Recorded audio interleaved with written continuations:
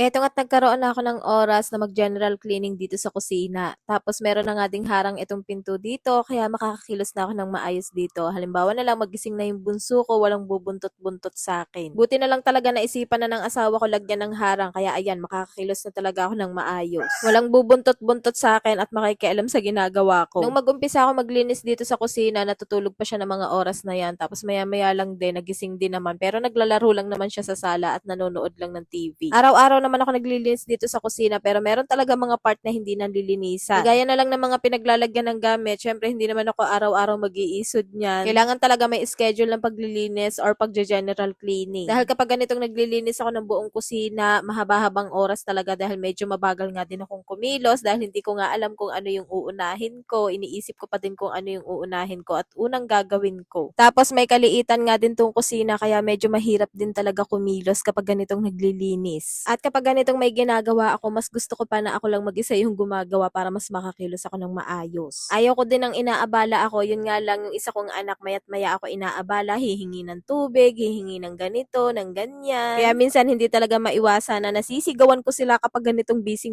ako. Gusto ko kasi kapag may ginawa ako ngayong araw, gusto ko ngayong araw din matatapos, ayaw kong ipagpabukas. At dahil masikip na talaga dito sa kusina, tapos wala naman ako masyadong lagayan ng gamit dito, merong mga gamit na pinagtatanggal ko na muna at hindi naman ginagamit. Kagaya na lang ng mga plastic container na tambak talaga dito sa kusina. Pinag-aalis ko na muna at nagtira na lang ako ng gagamitin sa pang-araw-araw. Tapos yung mga hindi naman talaga ginagamit at sira-sira na pinagtatapon ko na para hindi tambak dito sa kusina. Sana nga sa susunod na araw magka-oras ulit ako at ang aayusin ko naman mga damit na namin at pag-aalisin ko na nga yung mga damit na hindi na masyado sinusuot. Dahil nako, sobrang sikip na nga din ang mga damit na namin, lalong-lalo na yung mga damit na ng mga anak ko. Nako, akala lang ng iba ang sarap-sarap ng buhay nating mga nanay kapag nasa bahay lang pero hindi nila alam napakadami nating gawain. Hindi pa natatapos yung isang gawain, meron na namang gagawin tapos paulit-ulit lang din naman yung ginagawa natin. Pero para sa akin, okay lang naman tong ginagawa ko. Okay lang na nasa bahay lang ako. At least naaasikaso ko yung mga anak ko. Hindi ko na kailangan pang paalagaan sa iba. Dahil sa totoo lang, ito naman talaga yung pangarap ko na kapag nagkaroon ako ng sariling pamilya, gusto ko nasa bahay lang ako yung mag-aalaga ng mga anak ko. Tapos yung asawa ko naman na maghahanap buhay para sa amin. Pero sa totoo lang, minsan kapag nagigipit kami, nakakaisip din ako magtrabaho. O siya, balik na nga tayo dito sa ginagawa ko. Ito nga't malapit na ako matapos sa paglilinis dito sa kusina at umiiyak na nga ng mga oras na yan yung bunso ko. Kailangan talaga bago dumating ang asawa ko, makatapos na ako sa paglilinis dito sa kusina dahil magluluto pa nga din ako ng panghapunan namin. Para naman pagdating ng asawa ko galing trabaho, maghahapunan na lang kami. Pagkatapos maghapunan, ayun, loving-loving na. Char. Eto nga't malapit-lapit na talaga ako matapos sa paglilinis dito sa kusina. Tapos eto nga mga labahin ko, tambak na naman. Pero maglalaban na naman ako kinabukasan. Kaya ayan, dahil nakapag-general cleaning na ako dito sa kusina, maliwalas na ulit at medyo lumuwag-luwag na nga ulit dito. O siya pa na mga ma, hanggang dito na lang ulit for today's mini vlog.